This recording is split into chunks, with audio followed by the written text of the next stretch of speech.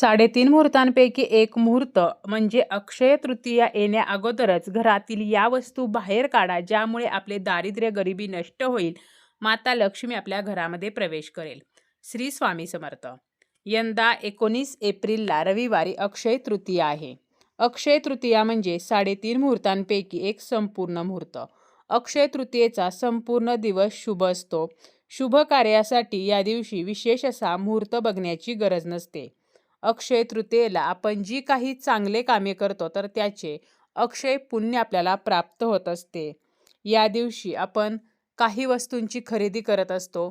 माता लक्ष्मी, श्री हरिविष्णू यांची पूजा करत असतो. त्याचप्रमाणे या दिवशी पितरांची कराची पूजा केली जाते.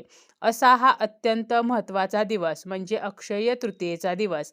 आणि अक्षय तृतीया येण्या अगोदरच आपल्या घरातील काही वस्तू या आपल्याला बाहेर काढायच्या आहेत.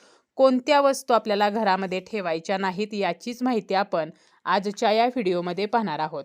व्हिडिओला सुरुवात करण्या अगोदर तुम्ही जर चॅनलवरती नवीन असाल आणि पहिल्यांदाच माझे व्हिडिओ पाहत असाल तर चॅनलला सबस्क्राईब करा. व्हिडिओ महत्त्वपूर्ण वाटला तर व्हिडिओला लाईक करा आणि हाईपसुद्धा नक्की करा. आपल्या घरामध्ये ज्या वस्तू असतात तर त्यापैकी काही वस्तू या आपल्या घरामध्ये सकारात्मकता निर्माण करतात. आणि अशा सुद्धा काही वस्तू असतात की ज्या वस्तूंमुळे आपल्या घरामध्ये नकारात्मकता वाढते. अशा काही वस्तू ज्या घरामध्ये पडूनच असतात, ज्याचा आपल्याला वापर सुद्धा होत नाही, परंतु बऱ्याच दिवसापासून आपण त्या घरामध्ये ठेवलेल्या असतात. तर त्यापैकी जर काही वस्तू आपल्या घरामध्ये असतील तर आपल्या मागे दारिद्र्य लागू शकते. म्हणूनच आपल्याला अक्षय तृतीयेच्या अगोदर या वस्तू बाहेर काढायच्या आहेत. त्यापैकी पहिली आहे ती म्हणजे जर आपल्या स्वयंपाकघरामध्ये तुटलेला तवा असेल किंवा एखादं फुटकं भांडं असेल, पोळपाट लाटणं आहे आणि ते खराब झालेलं आहे म्हणजे तुटलेलं आहे आणि आपण ते घरामध्ये तसंच ठेवलेलं असेल, तर या वस्तू आपल्याला अक्षय तृतीयेच्या अगोदरच घरातून बाहेर काढायच्या आहेत. वास्तुशास्त्रामध्ये सुद्धा सांगितलेलं आहे की आपल्या स्वयंपाकघरामध्ये कधीही तुटलेली, फुटलेली भांडी नसावीत. आपण जर अशी भांडी घरामध्ये ठेवली तर याचे दोष लागतात, घरामध्ये दारिद्र्य येते, नकारात्मकता वाढते. त्यामुळे आपल्याला तुटकी फुटकी भांडी जी आहेत तर ती घरातून वेळीच बाहेर काढायची आहेत.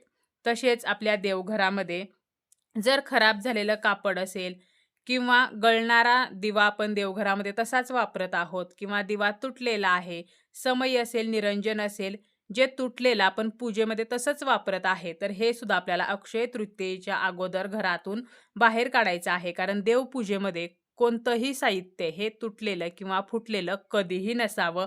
यामुळे सुद्धा आपल्या घरामध्ये दोष निर्माण होत असतात. त्यामुळे खराब झालेलं जर देवाचं कापड असेल किंवा एखादी वस्तू आपल्या देवघरामध्ये आहे जी तुटलेली आहे परंतु आपण तशीच ठेवलेली आहे, तर ही सुद्धा आपल्याला घरातून बाहेर काढायची आहे. यानंतर आहे ते म्हणजे झाडू. आपण झाडूला माता लक्ष्मीचं रूप मानत असतो. जी आपल्या घरातील केरसुणी आहे तर ती माता लक्ष्मीची एक रूप असते.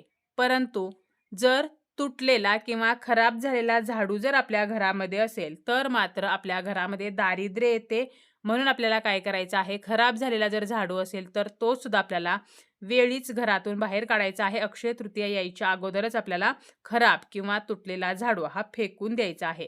आता झाडू फेकून देताना तो कुठेही आपल्याला टाकायचा नाही किंवा झाडू हा जाळायचा सुद्धा नाही, तर आपल्याला एखादा खड्डा काढायचा आहे आणि त्यामध्ये हा झाडू जो आहे तर तो आपल्याला गाडायचा आहे, ज्यामुळे त्या झाडूवरती कोणाचाही पाय पडणार नाही, कोणाकडूनही त्या केरसुणीचा, त्या झाडूचा अपमान होणार नाही. त्यानंतर आपल्या घरामध्ये जर तुटलेले चप्पल बूट असतील तर हे सुद्धा आपल्याला वेळीच बाहेर काढायचे आहेत. कारण आपल्या चपलांसोबत आपल्या घरी नकारात्मकता येत असते आणि घरामध्ये जर आपण तुटलेल्या चपला ठेवलेल्या असतील तर मात्र काही केले आपले दारिद्र्य जे आहे तर ते कमी होत नाही. त्यामुळे आपल्या घरामध्ये जे काही चप्पल बूट आहेत तर ते व्यवस्थित असावेत. आपल्या एकदम दारासमोर कधीही चपला बूट नसावेत. त्याचप्रमाणे तुटलेल्या चपला बुटासुद्धा आपल्याला घरामध्ये ठेवायचे नाहीत. तसेच बंद पडलेल्या जर काही इलेक्ट्रॉनिक वस्तू आहेत ज्या घरामध्ये वर्षानुवर्षे तशाच पडून आहेत, अगदी आपण एका बाजूला एका कोपऱ्यामध्ये किंवा माळ्यावरती अशा वस्तू ठेवून देतो ज्या आपण पुन्हा कधी वापरतही नाही, त्या दुरुस्तही करत नाही आणि त्याचा आपल्याला पुन्हा कधी उपयोग होणारही नसतो. तर अशा ज्या वस्तू आहेत तर ह्या सुद्धा आपल्याला घरातून बाहेर काढायच्या आहेत. मग यामध्ये बंद पडलेली घड्याळे आहेत जी आपण वापरत नाही किंवा इतर काही वस्तू आहेत की त्याचा आपल्याला वापर होणार नाही, तर ह्या वस्तूसुद्धा आपल्याला बाहेर फेकून द्यायच्या आहेत. तसेच आपल्या घरामध्ये जर फुटलेला आरसा असेल तर तो सुद्धा आपल्याला घरातून बाहेर काढायचा आहे. फुटलेला आरसा जर आपण घरामध्ये ठेवला तर आपल्या घरामध्ये आर्थिक अडचणी वाढतात, पैशाच्या ज्या समस्या आहेत तर त्या निर्माण होतात. त्यामुळे फुटलेला आरसा सुद्धा घरामध्ये अजिबात ठेवायचा नाही. त्याचप्रमाणे आपल्या दारामध्ये जर सुकलेलं वाळलेलं झाड असेल तर ते सुद्धा तसंच ठेवू नये, ते सुद्धा आपल्याला काढायचं आहे. बऱ्याच वेळेला आपण काय करतो, आपले कपडे जर फाटले तर आपण कपाटामध्ये एका बाजूला ते तसेच ठेवून देतो, जे आपण पुन्हा पाहत सुद्धा नाही. परंतु फाटलेले कपडे घरामध्ये ठेवणे हे सुद्धा दारिद्र्याचे लक्षण आहे.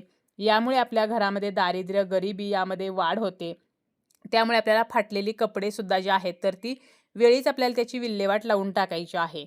आता त्या कापडातील काही भाग आपण, जो चांगला भाग आहे तर तो घरामध्ये जर वापरात येणार असेल, म्हणजे आपल्या किचनमध्ये किंवा आपल्याला हात पुसण्यासाठी वगैरे असं जर कापड असेल तर तेवढा जो चांगला भाग आहे तर तो कापून आपण त्याचा पुन्हा वापर सुद्धा करू शकतो. परंतु फाटलेली जी कपडे आहेत तर ती कधीच घरामध्ये ठेवायची नाहीत. तसेच एखादी तुटकी फुटकी जर फ्रेम असेल, एखादा फोटो आहे जो फुटलेला आहे तर असा सुद्धा आपल्याला घरामध्ये ठेवायचा नाही.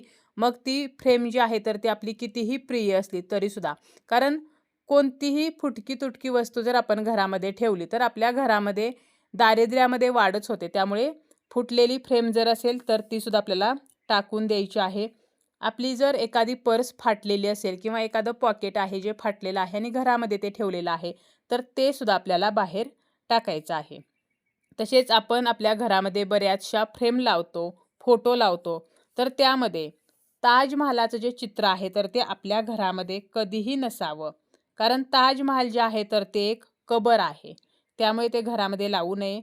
तसेच जंगली जनावरे किंवा हिंस्र प्राणी जे आहेत तर अशी चित्रे असलेली जर फ्रेम असेल तर ती सुद्धा लावू नये.